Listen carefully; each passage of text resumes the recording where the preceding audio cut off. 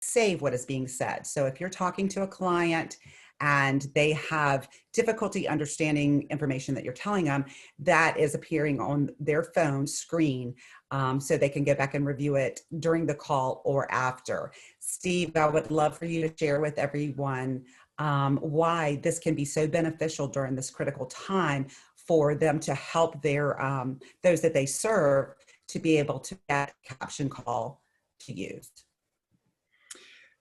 Yeah, thanks, Lisa. So I'll just give you a quick introduction of myself and a little bit of a 30,000-foot overview. My name's Steve. I'm from upstate New York. Got my audiology degree from Syracuse University. I've been in the industry for 30 years in a variety of roles and demographics. I spent a few years of my career serving the assistive living community and with hearing health and audiology and testing, diagnostics, and their hearing aid care.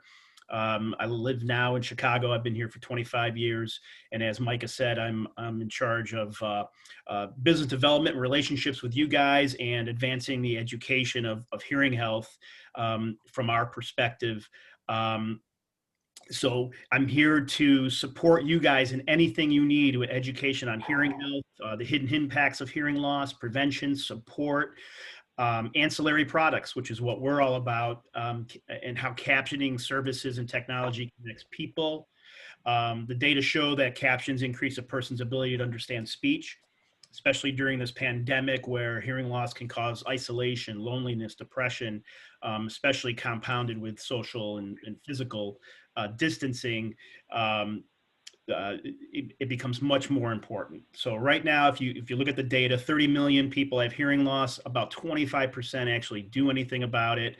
And telephone use is actually the second biggest problem behind one-on-one communication. So all in all, from that perspective, we can really get into the details of some of the support we can provide, and I'm there to support you guys in anything you need. As Lisa had said, on a national level, you just reach out to Lisa or myself, and I'd be glad to help support you in any types of education that you might need from the hearing health perspective. So with that, I'll pass it back over to Micah so he can start his day. Thanks.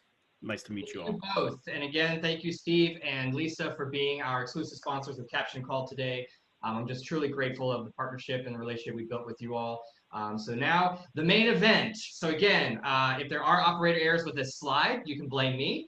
And if you are wanting CEUs, just a quick recall, please make sure if you're on the phone to email me, let me know that you are on the phone and that you want the CEU credits for after this call. And I'm working with Caption Call. So if those of you that are audiologists on this call and require and need those CEUs, we will work out a way that you can get those as well. So just keep that in mind with me and keep me informed of that if you are needing those. So without further ado, we have on the phone Dr. Caitlin Barr, who is in Australia. So this is exciting. It is 10 p.m. there. Right now. So she is up a little bit later, probably than she'd like to be, but maybe not, and maybe would rather do other things. So I will say on a Friday night, she's spending time with us to give us some education on overcoming communication barriers posed by PPE. So now, Dr. Barr, I know you're on the phone. It is all yours. All right. Good morning, everyone. How's the audibility? Can you hear me? We can. Fantastic. Oh, what a pleasure it is to be here. And can I say, it is actually 1:15 a.m. here in Australia. So I would not usually be up at this time on a Friday night. And I will admit, I went to bed and got up again, and then I put on makeup, which I did not need to do, as it turns out. But I apologize. I am half in pajamas and half in work gear, which you won't have the pleasure of seeing, unfortunately, but I am delighted to be here. A big thank you to Caption Call and Steve and Lisa, certainly Tamika, for the invitation. I'm aware that because of my technology issues, we're running a little late, so I'll make sure it doesn't cut into your work time. I'm assuming you've got my first slide there, and Today I'm going to talk to you about overcoming communication barriers posed by PPE. I'm sure I could say something around the fact that maybe the firewall here in Australia is stopping Zoom from the outside world. We could blame COVID for that, but we could just say it's bad luck. Mika, we can move to the second slide. I'm here talking to you about communication specifically with your clients, your colleagues, your peers, your patients who have hearing loss. As Steve pointed out, this is a lot of people. We know that it's very common, and especially when you're working with seniors or older adults, the number and the prevalence of people who live with hearing loss grows exponentially. So why am I talking to you about this from down under? Well, my background is, like Steve, as an audiologist. I did my training here in Australia, so Melbourne, which is on the map just down there, for those of you who don't know Australia well. The second biggest city in Australia, and we would argue certainly the most interesting, and we certainly have the best coffee. Where I live in Melbourne is actually in a beautiful part of the city bordering the country called Mount Dandenong, and my little town is famous for this train, which is called Puffing Billy, which I hear while I'm working during the day, the steam train tooting along, and that is a view not dissimilar to my window.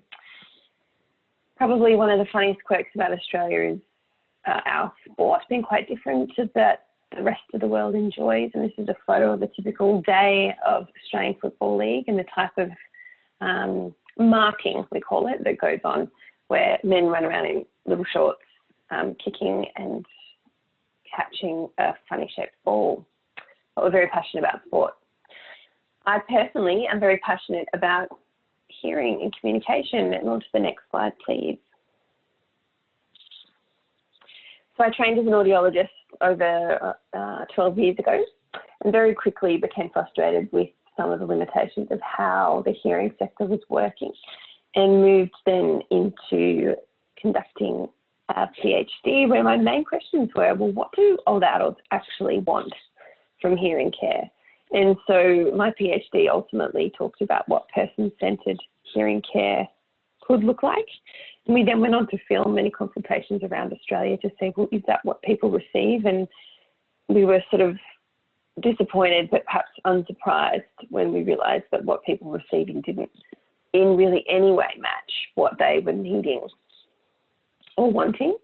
And these findings have spurred on several years of postdoctoral research about how we change practice and what's needed across society to allow audiologists and hearing care to be more person-centered.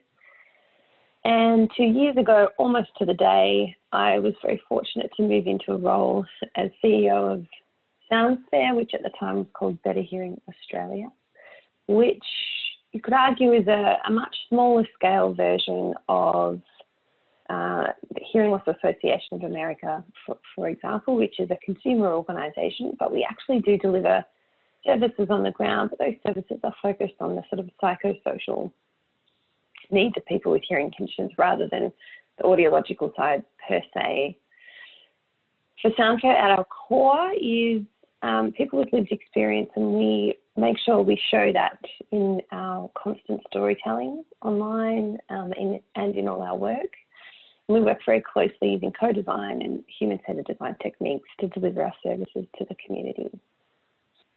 Nika, I'll skip forward to slide 5, please. So today, I'm here to talk about PPE, and one of the reasons for that is that at Soundfair, in Australia, when we pretty quickly moved into a hard lockdown and mandatory use of masks several months ago, it became a really poignant conversation point with many of our consumers of the real impact this was having on their day-to-day lives, above and beyond the general challenges that COVID was posing, and the very significant psychosocial impacts that people with hearing conditions were experiencing. And we were able to come up with some solutions for our constituencies, but certainly we learned a lot along the way, and so I'm here to share with you a bit of what we learned. I have made an assumption that the general knowledge about hearing loss of the group is professional but not expert, and so I apologise to the audiologists in the room that much some of what I present will be bread and butter to you, but it just means that you'll be super all over what I have to say. So the challenge I have to pose to you today is that though we're all professionals and though central to our work is communication, there are always things that we can do differently to improve the way we communicate, and that's with anybody, including anyone with hearing loss. And so I'd like for you to think of one thing out of today's talk that you could take and change and put into place today on your Friday before you head off into the weekend. Next slide, please. So to take us through today's talk, I'd like to introduce you to Aldo. Aldo is in his 70s, and he is an Italian immigrant to Australia. He came here when he was a child, and he has been working mostly in manual labour through his sort of young years. There was a lot of work on railway building, and then actually started his own business in a sort of Italian community town in Melbourne, and has been working in that business for a long time. But Aldo's hearing is suffering, partly because he was exposed to a fair bit of noise as a young fellow building railways, but partly because that is just how it has happened for him. And his business is quite client-facing, and he's finding now that he actually can't interact with the public as he would previously have liked. And certainly his relationship at home with his wife, with family, is being impacted, and he's starting to think about what different arrangements he needs at home to make sure he can continue to participate in family life and certainly his business life. So his hearing loss is really impacting him. And then COVID comes along, and not only is his business, as I said, client-facing, he runs a cafe, he's now finding that communication with clients that was already strained due to his hearing loss is further complicated by the fact that both he, his staff, and his mates, his clients, are wearing masks. Has meant that Aldo is genuinely considering shutting down his business for good. And perhaps this is a story that you guys have come across yourselves. This is the real story, changed name. And it's a real concern for Aldo. And if you could turn this story or connect it with a story that you know of in your life, of a real person who's noting genuine impacts that's going to impact the rest of their lives. And let's frame the rest of today's conversation based on those people. Next slide, please. So I want to talk to you very broadly about hearing loss and communication, and then we can talk about how COVID has impacted people with hearing conditions, and then we'll specifically talk about how use of PPE has impacted people with hearing conditions. And of course, we'll finish off with some suggestions on how you can overcome the challenges that have been posed, because there is certainly plenty that can be done. So I mentioned that hearing loss is common. So across the sort of Western or the developed countries, the rates of prevalence are relatively similar, which is really interesting. So here in Australia, we say it's 1 in 5. In America, it's upwards of 15%, around 15%, a little higher reports in Canada, and certainly across Western Europe, or at least the UK, the rates are looking similar. And the one thing that is consistent, even if the percentages change averaged across the lifespan, the one thing that's consistent is that hearing loss is more common with age. And that is partly because loss of hearing is a cumulative impact of exposure to noise and solvents and all sorts of things across the lifespan. But it's also that, like many parts of physical functioning, it basically changes and declines in its efficiency with age. That doesn't make it normal. There are many older people who have very good hearing, but it does certainly make it more common. And so you could have an assumption, if you're working with over 70s, that over 70% people over 70 will have hearing loss to some degree. And so what that says to me is that everyone you're working with, you should reasonably assume that your communication needs to be considered and perhaps even slightly modified to make sure people are engaged with you as best they can. Certainly the caption call phone is a perfect example of making sure people have the right facilities and access in their home, but it also includes the way you communicate one-on-one. And I would say making sure people can see your face is essential, and here I am talking to you over the phone.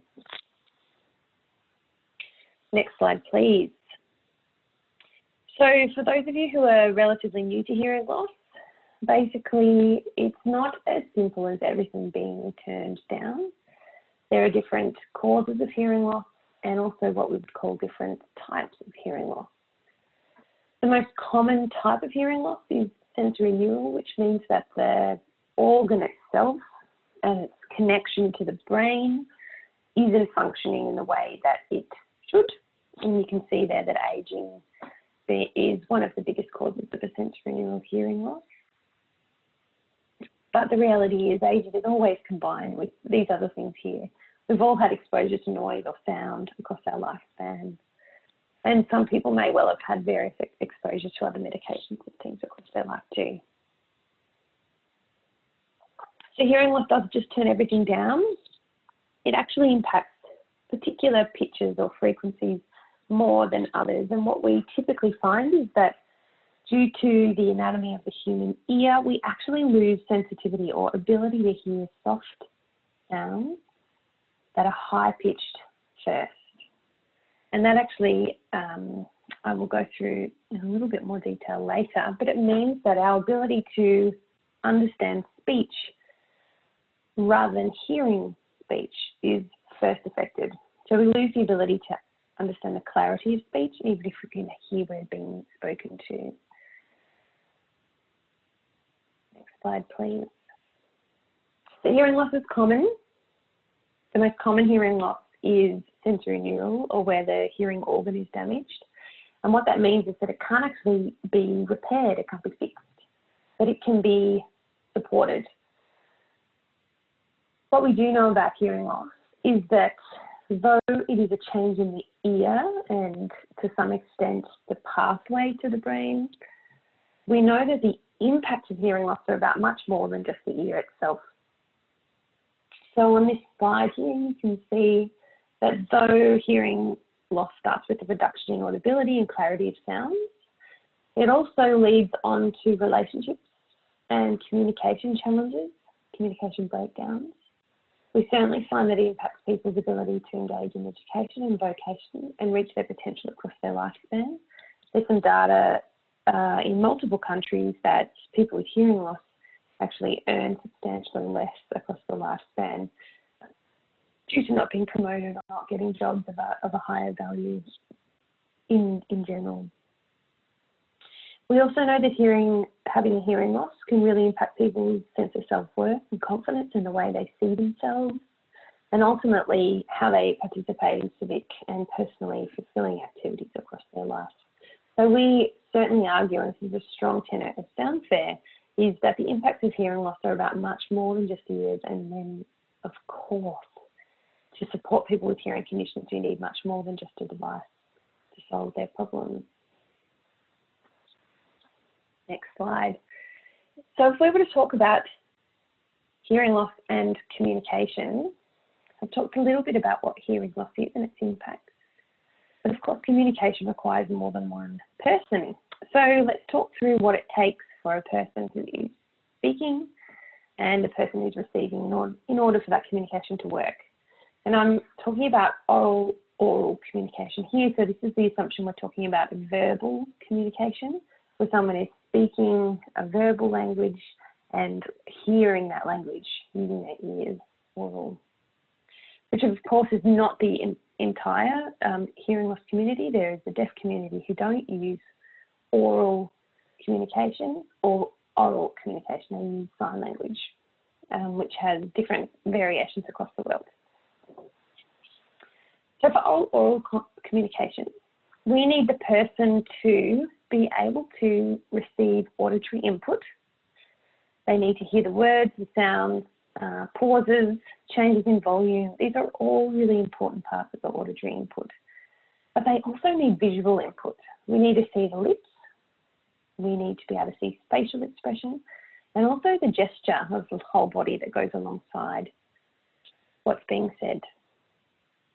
The person receiving that message also needs to have a good lexicon, which means they need to have a suite of words that they understand, and they actually need to understand the structure of the language and be familiar with how that language is put together and familiar with the accent too.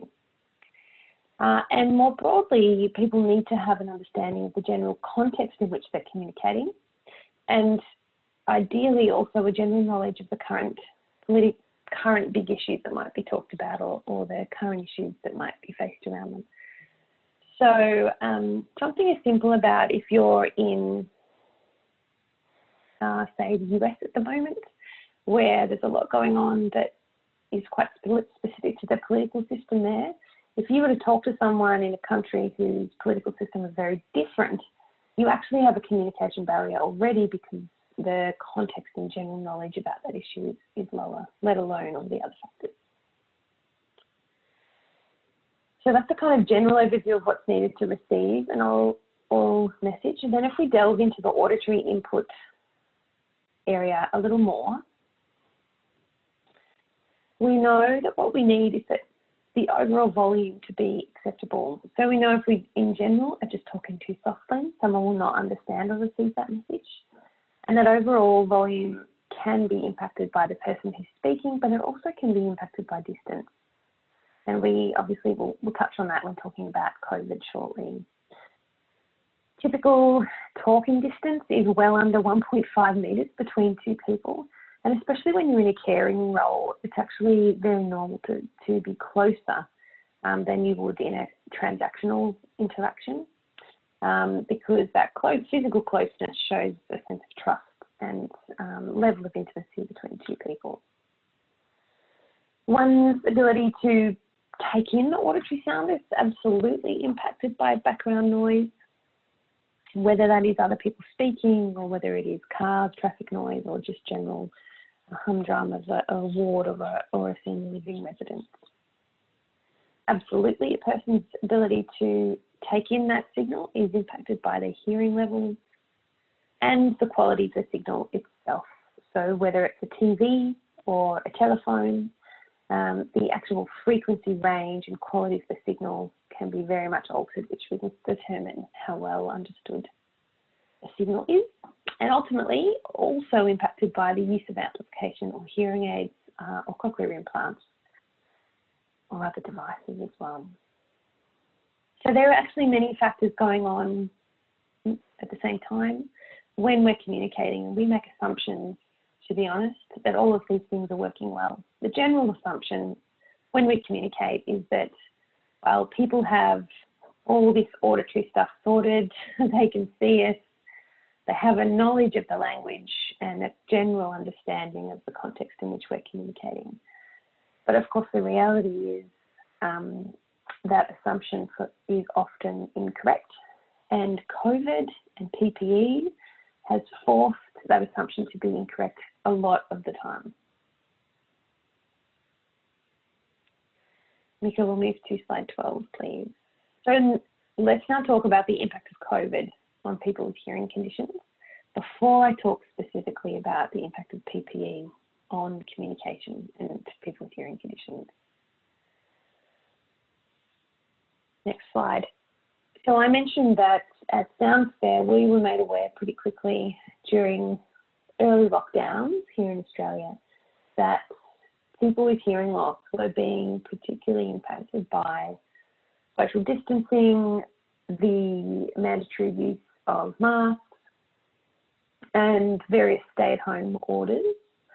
And as Steve mentioned, this is unsurprising to some extent, but in general, people who have hearing conditions and hearing loss are of greater risk of depression, anxiety, certainly of isolation.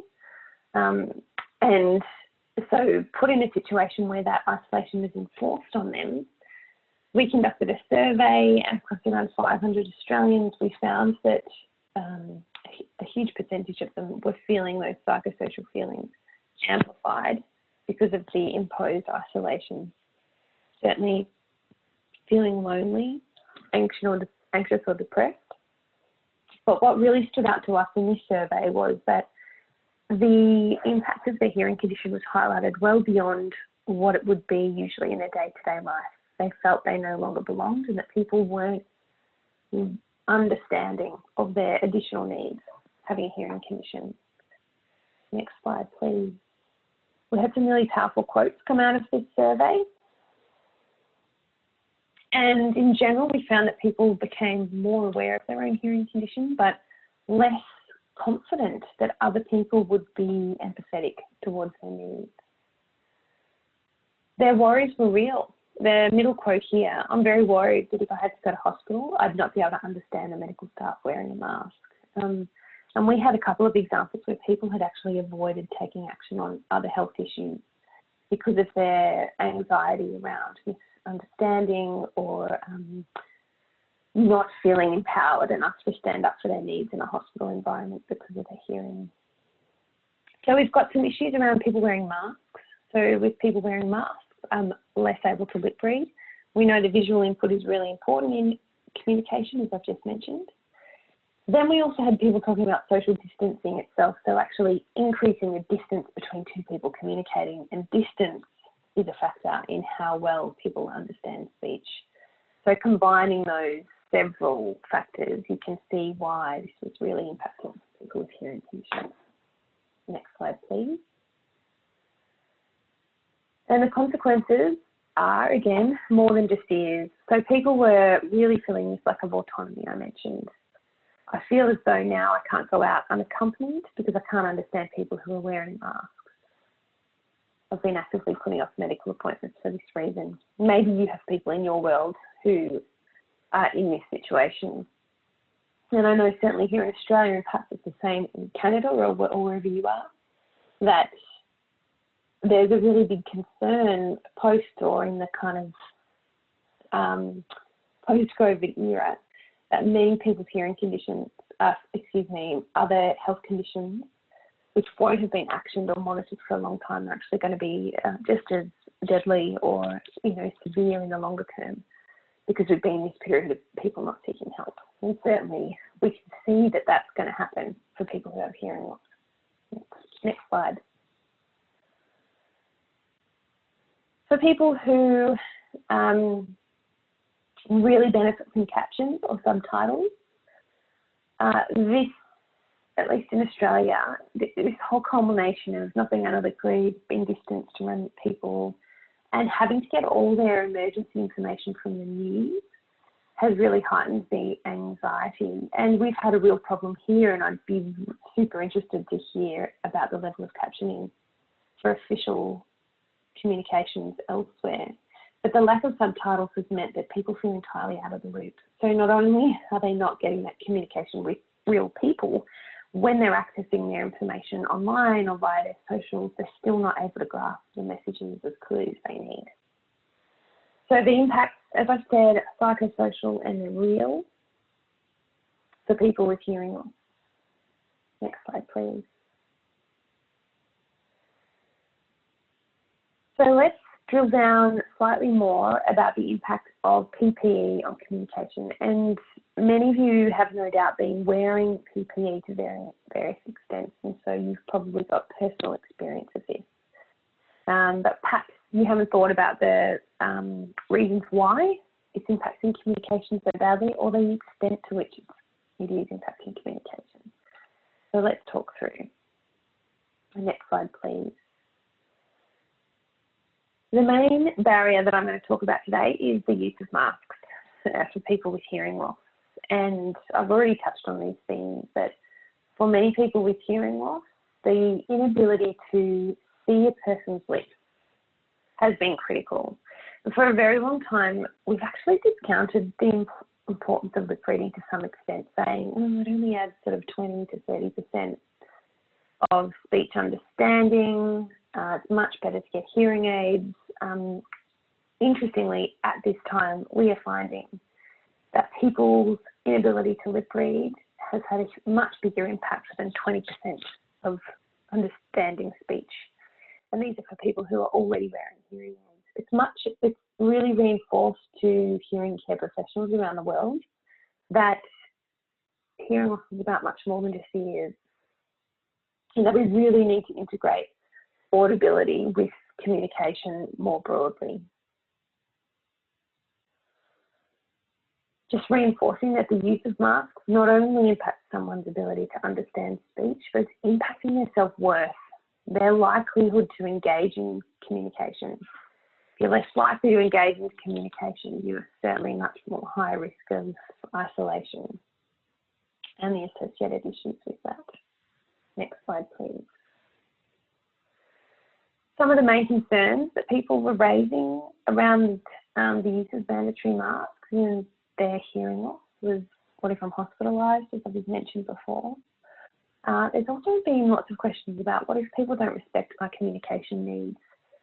Here in Australia, there's been a government guideline where if you have a hearing loss, you can lawfully ask someone else to take their mask off to engage in conversation with you, which was initially put out as you can take your own mask off if you have hearing loss, but of course that's not the point, it's the other person.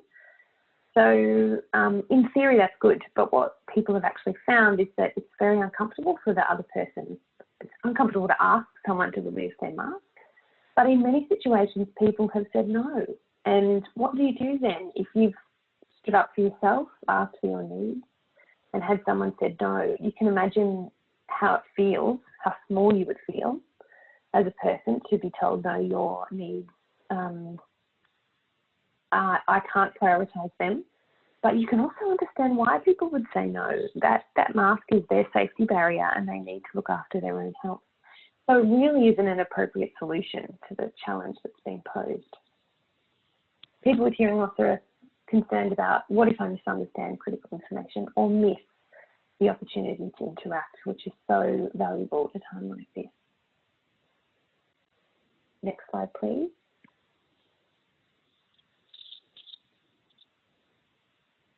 So in your various workplaces, and again, I'm making assumptions about the vast and very interesting group that we have here today, you will find that your PPE is looking quite different. So if you're in a healthcare setting, of course, you will have the most extreme setup of PPE versus the general public, where at a minimum, you'll be wearing a mask. But can I say, even the very minimum is posing enough of a barrier for people with hearing loss that it's a real issue. So we can go anywhere from a cloth mask, stepping up to a medical or a surgical mask at various levels, all the way through to having gowns, gloves, a filter respirator and eye coverings as well, to varying extents.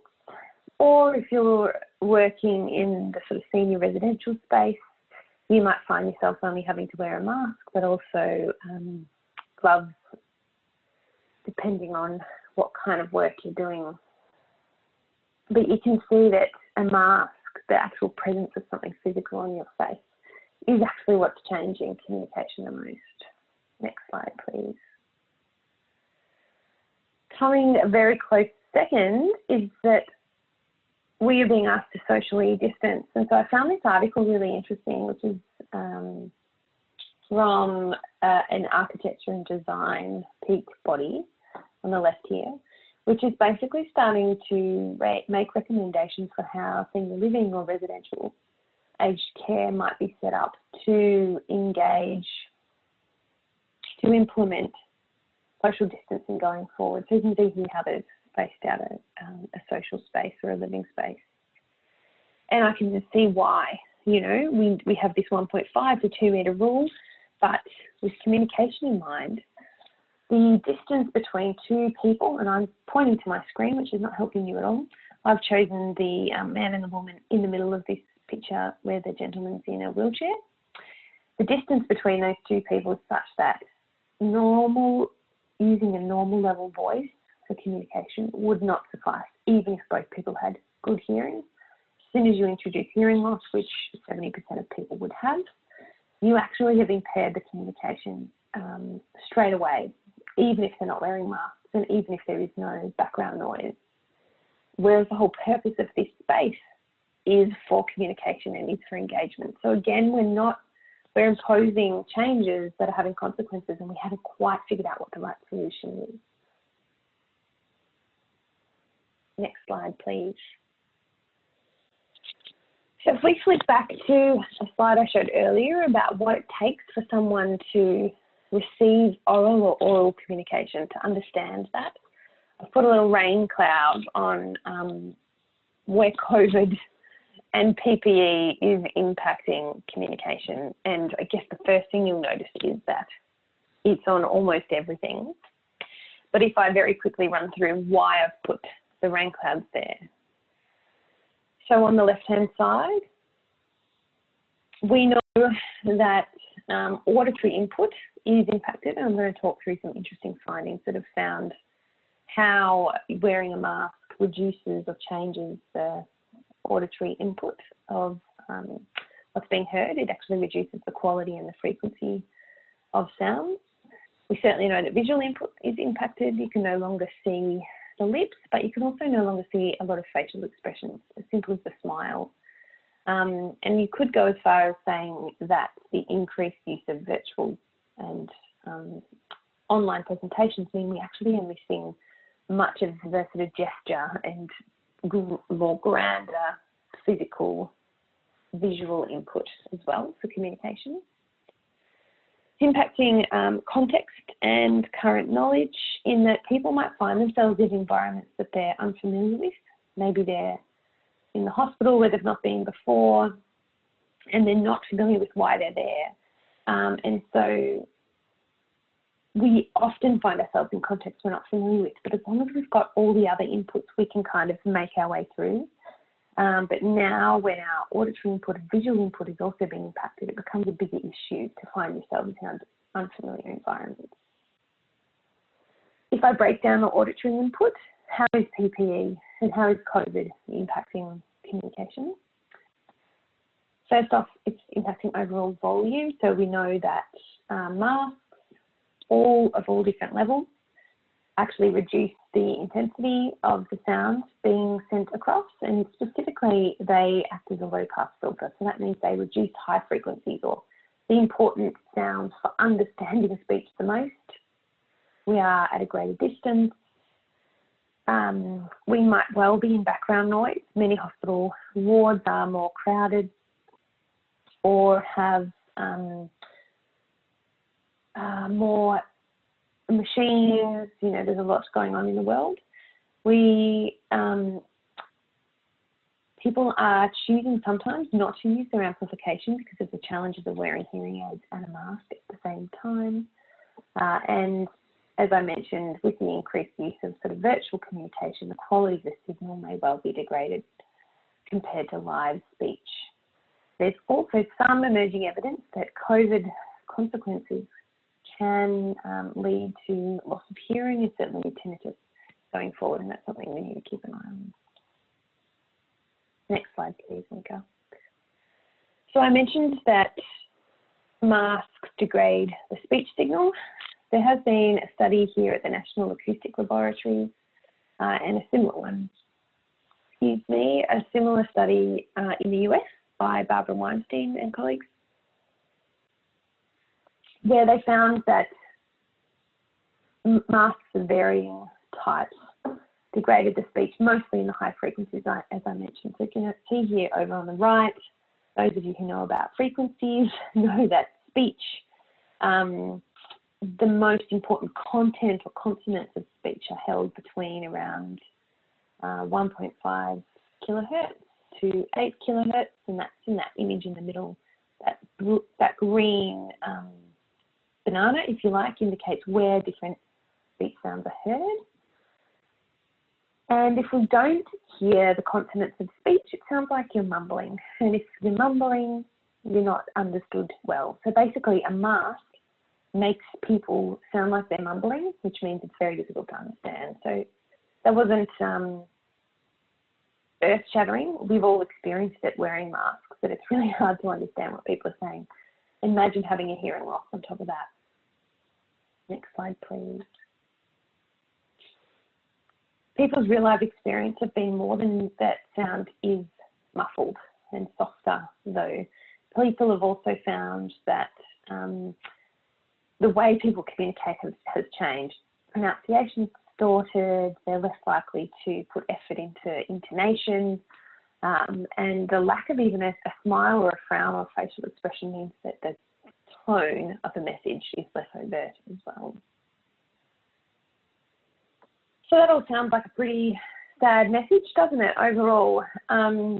Not a good situation to be in, especially when the reality is masks are, in fact, the best, arguably across the different evidence, but certainly generally across the world, and I think Sweden might be the one exception. People are using masks as one of the biggest physical barriers for the transaction of COVID particles. So we need to find ways to overcome these barriers rather than saying, well, we should just not wear masks or socially distance. Next slide, please. So there are many things that can be done. As a professional, I've broken it into 4 areas and 3 areas for a person with hearing loss. So as a professional, you can actually choose to remove your mask, but we would, of course, only encourage that to take place in a safe environment where you're comfortable that the person you're communicating with doesn't have COVID. And actually, most countries have government recommendations about when this is appropriate or not.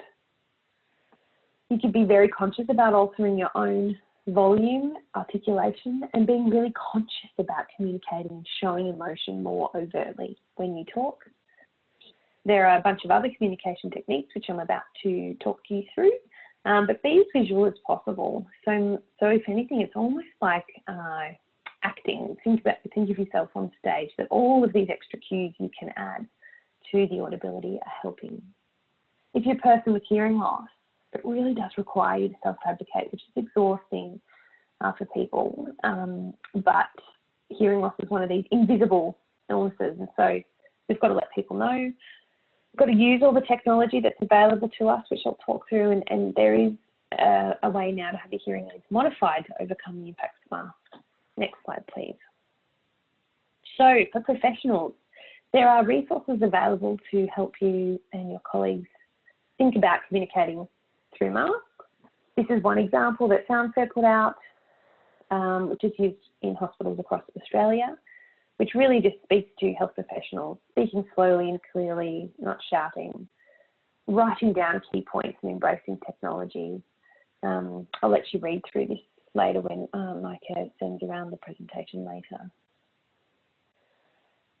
There are other communication, more broad communication tips, and this is the IDA Institute based out of Denmark, where this is a sort of consumer-focused handout. All these handouts are free and available on the web. You can just Google, actually, communication tips with face masks, and there are multiple available. And so I want to talk you through some specific examples. Next slide, please. So technology. Really mindful of the time. I think I've probably got 3 minutes left. Technology. One thing that's become really popular in this time is speech-to-text translation. And this paramedic in the video, the picture I've got here, became quite famous because of how wonderfully he was using speech-to-text. There are many examples of apps, free apps on your phone that can be used, and here's just 3 examples you can look up. Most of us have a phone or an iPad on us, and it's really easy to use.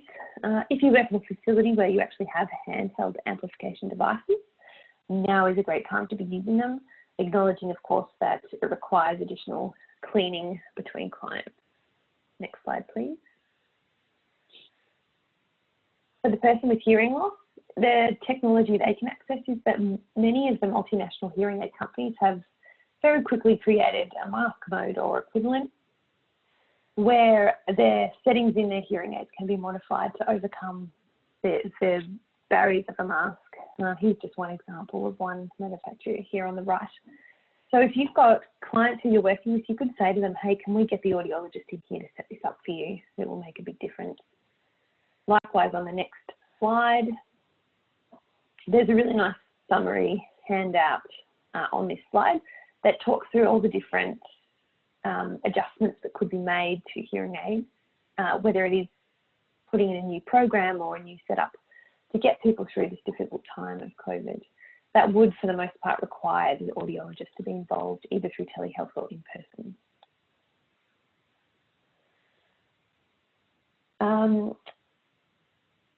Because of the time, Nika, I'm going to ask you to skip to slide 33. One other option, of course, is wearing accessible face masks. This is something that Soundfair developed. We developed one here in Australia, and there have been various types developed around the world, but can I say there's lots of problems with this design. The biggest one is fogging up, and the second one is that it's at this stage there's only one mask internationally that's made it through all the regulations of being surgical grade, and it's pretty much sold out in the US. You can't ship it anywhere, and even across America it's hard to access. But in the longer term, if this is what we're faced with, realistically we all need to be advocating for masks that are accessible for all. And this is not just for people with hearing conditions, this is for everyone. Everyone benefits from being able to see people's lips. So ultimately, next slide, this is actually a government issue. We've seen in the UK and in Canada, the governments have made at least initial orders for a version of a clear mask, which is recognising the importance government gets this is important to serve for people, but the masks that exist currently just aren't quite meeting the needs for the reasons that I mentioned before. I'm going to wrap it up now for everyone to finish their lunch. So Mike, if you can go to the slide 37, which is my wrap-up slide, which is that in summary of this presentation, communication is critical for health and well-being at all times. But right now, of times of general anxiety, of change, communication is even more paramount. And the way you engage in communication says a lot about how much you care about your clients and how much you value their engagement. So coming back to my challenge to you is how are you going to show how much you value your colleagues and your clients and residents by ensuring you can communicate? What is it that you're going to change today to make sure that that goes well? Which brings me to the end of my presentation. Thank you very much for your time today. I would love to have heard some questions, and whether we have time to or not, please do get in contact with me.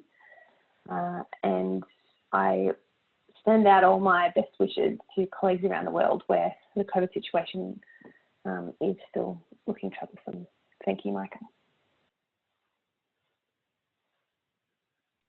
Thank you, Dr. Barr, and thank you all for putting up with my lack of abilities to share my screen appropriately, apparently. So if you want that slide, I will be putting a link to Dr. Barr's contact info. So if you want that slide, that presentation, please reach out to her. I'm sure she'd be happy to share it with you and maybe even talk to you a little bit more about how to have a better option and opportunity to communicate with our seniors during these unprecedented times that keep evolving. Dr. Barr, I'm going to ask around and see if anybody has any questions, and we'll let them ask and then you can answer. So does anybody have any questions for Dr. Barr at this time? Anybody? I see a few people reaching for their phone or iPad or computer. So raise a hand if you don't want to show your screen, to raise a hand and so I can see it. Otherwise, just unmute yourself if you have a question. Nobody has a question? She is up at 1 a.m. and doing this with us. There should be at least one question for our doctor. Cheryl Slavinsky, usually you have a question. Micah, I'll go ahead and ask a question. Okay, go ahead, Mikkel. First of all, thank you, doctor, for joining us at such a late hour. Enjoyed the presentation. I guess from a personal perspective, what do you feel has been the most beneficial for your clients? What type of PPE has worked best overall? Yeah, that's a good question, and it's my pleasure to be here at this time, really. Look, ultimately, I have found in my workplace actually removing PPE in a safe environment. So we found that actually increasing social distance, so sitting ourselves further away, but removing masks has been best for communication. Obviously, that doesn't work in all situations. And we have a setup where we have an iPad with a speech to text conversion going, sitting in front of the person with hearing loss at all times, so they can choose to look at us while we're communicating. But if there's things they want to miss, they want to fill in the gaps, they can look down to see the captioning. That's really what's worked best. But we acknowledge that isn't transposable to all environments. Certainly, finding a quiet space helps a lot. Thank you, Mikkel, for that question. Cheryl, and then I have a few comments that I'll read as well. I'm really interested in the clear mask idea, and I see Lisa has a clear mask on, and probably our hostess cannot see. I guess she can't see what's on the screen. But are you using those clear masks? It sounds like you're not. We are. I'd love to hear what clear mask is being used there. We are using our own clear masks for clients where we need to wear a mask. Okay. It's actually limited in that the plastic that a clear mask requires actually is even more detrimental to the quality of the signal. So you give them the visuals, but at this stage we haven't been able to get it to a point where it actually maintains a good quality sound. So I'd be really interested in other people's experiences. Yeah, good answer. That makes sense. I can speak to that a little if you don't mind. From my previous position before I started here at Caption Call, we researched the best PPE for our clinicians. We had 50 audiologists and hearing care providers throughout the country, and we did use the version that Lisa was wearing because it has an anti-fog mechanism, but we used that in conjunction also with a face shield, because we're discussing the ability for the professionals to still do their job. Use an otoscope to look into an ear is difficult as it is, but then you get a couple different layers in front of you and it makes it even more difficult. But we've found that the clear mask has made a difference, to Caitlin's point with regard to the visual cues. We are hearing that most of the professionals are just basically raising their voice and talking a little bit louder in these scenarios, with whether it's clear or not. But safety first, and you need to really be concerned about having that distance. Another solution has been some of the shielding that has been created for desks. So you have a plastic shield, and that way you can take off your mask, and especially in short durations for maybe 10 minutes, you're probably okay. But again, you want to, on our side of things, US side of things, you probably want to stick to the CDC guidelines. And then we had a question, Dr. Barr. There's a person on here. We are an arts organization. Do you have any suggestions when delivering music programs or visual arts programs, both live and pre-recorded, to better engage those with hearing loss? Oh, wonderful. Yes, many suggestions, and that actually might be worth an email. Okay. to give you some more detail, but as a broad response, I'd say make sure your presentations are accessible technologically. So whether it's having a loop in the environments where you're providing your interactions, but also having captions available where possible. But happy to expand further on email. Perfect. Thank you. Kate Powell, there will be an email sent out to everybody that attended today of Dr. Barr's information, and those that were not able to attend who RSVP'd with Dr. Barr's information. So please reach out to her for the slides as well. And then you will also receive a survey link for those that require or would like to get their CEU credits for their certification. Please make sure you keep an eye out for my email later this afternoon. So if I'm going to end that because it is after 1 a.m. for Dr. Barr, and I'm sure she'd like to get back to rest. So Dr. Barr, I will let you sign off real quick. And we appreciate you, and I'll be in touch, Dr. Barr. Thank you so much. Thank you so much. Have a wonderful weekend, everyone. You as well. Get some rest. Cheers. Bye. Thank you, Dr. Barr. And I will stop recording now.